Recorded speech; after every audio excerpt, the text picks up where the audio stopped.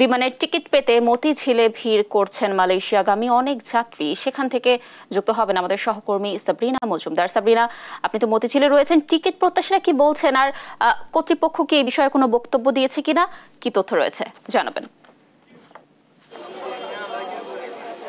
আচ্ছা, আমি আজকে 1টা থেকে এই মতিঝিল অফিসের সামনে দাঁড়িয়ে আছি। যে সকালে কিন্তু আমরা জানতে পেরেছি যে ঢাকা থেকে কুয়ালালামপুর রুটে একটি স্পেশাল ফ্লাইট অ্যারেঞ্জ করেছে বিমান এয়ারলাইন্স, যে সেখানে হচ্ছে মালয়েশিয়া কর্মীরা যারা 271টি টিকিট বিক্রি হবে।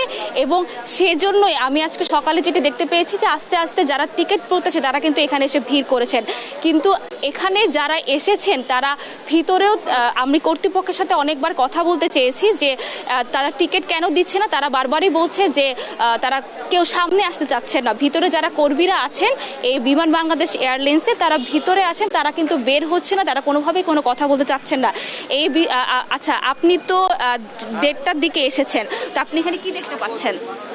আমি জানতে পারলাম যে অনলাইন একটা যমুনা টেলিভিশনে একটা ভেরিফাইড পেজে আমরা জানতে পারলাম যে 271টি টিকিট সংগ্রহ করা যাবে মতিঝিল ব্রাঞ্চ থেকে। স্পেশাল ফ্লাইট যাবে মালয়েশিয়ায়।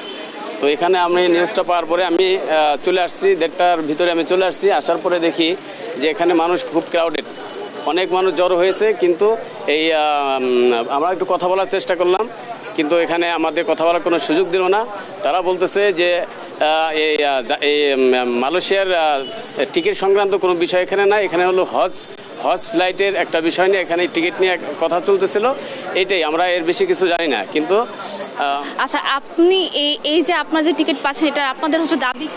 আমাদের দাবি হলো, আমার জানা মতে 20 থেকে 30 হাজার লোক এখনও মালয়েশিয়া যাওয়া বাকি আছে, এবং যেটা মালয়েশিয়ার সরকার কর্তৃক আজকে 31শে মে রাত 12টার মধ্যে মালয়েশিয়া এয়ারপোর্টে পৌঁছতে হবে। এরপর যারা যাবে তারা মালয়েশিয়া ঢুকতে পারবে না। আমরা এই 20-30 হাজার যাত্রী মাননীয় প্রধানমন্ত্রীর কাছে আবেদন, সবাই যেন যাইতে পারে, আমরা তার হস্তক্ষেপ চাই। আপনি যেমনটি শুনছিলেন লাবণী, যে এখানে কিন্তু 200রও কম মানুষ আছে। তারা যদি এখানে 271টি টিকিট দেওয়া যেত তাহলে কিন্তু তারা সবাই টিকিট পেত।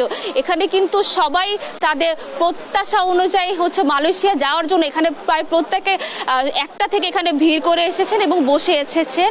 কিন্তু তাদের একটাই দাবি, এটি হচ্ছে তারা যাতে যেতে পারেন এবং তাদেরকে যাতে পরিপূর্ণ টিকিটটি দেওয়া হয়।